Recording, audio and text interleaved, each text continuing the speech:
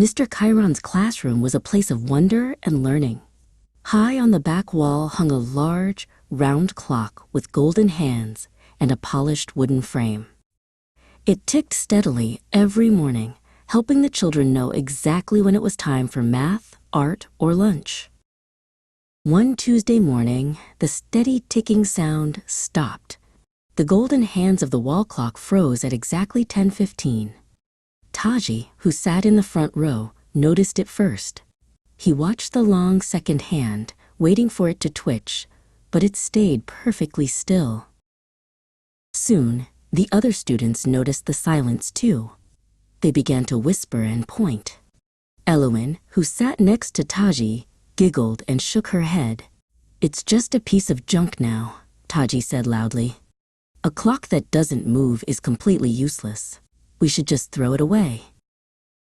Mr. Chiron walked toward the back of the room. He heard the children's comments and saw them staring at the frozen hands. He didn't look upset or rushed. Instead, he adjusted his glasses and looked at the clock with a thoughtful, calm smile.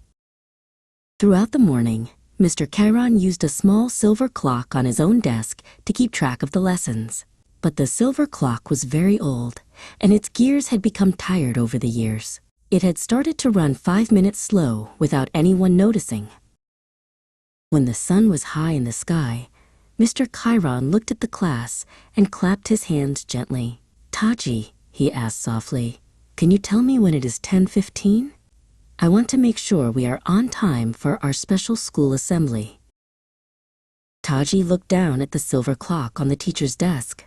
To his eyes, it looked like it was working perfectly. "The clock says 10:10, Mr. Chiron," Taji shouted confidently. "We still have 5 whole minutes to wait before the assembly starts." Mr. Chiron smiled and pointed his finger toward the large frozen clock on the wall. "Look again, Taji. Look very closely at the golden hands on the wall clock." Taji looked up and saw that the wall clock read exactly 10:15.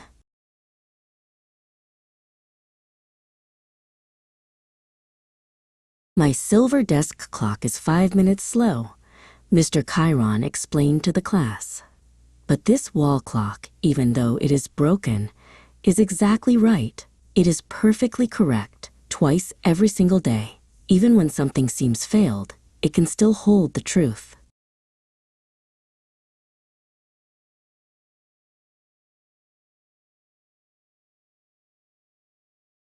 The classroom grew very quiet as the students thought about the teacher's words. Taji realized that the clock wasn't useless after all. "I'm sorry I judged it so fast," Taji said softly. Mr. Chiron nodded. "Never judge anyone too quickly, Taji. Everything and everyone has value if you take the time to look."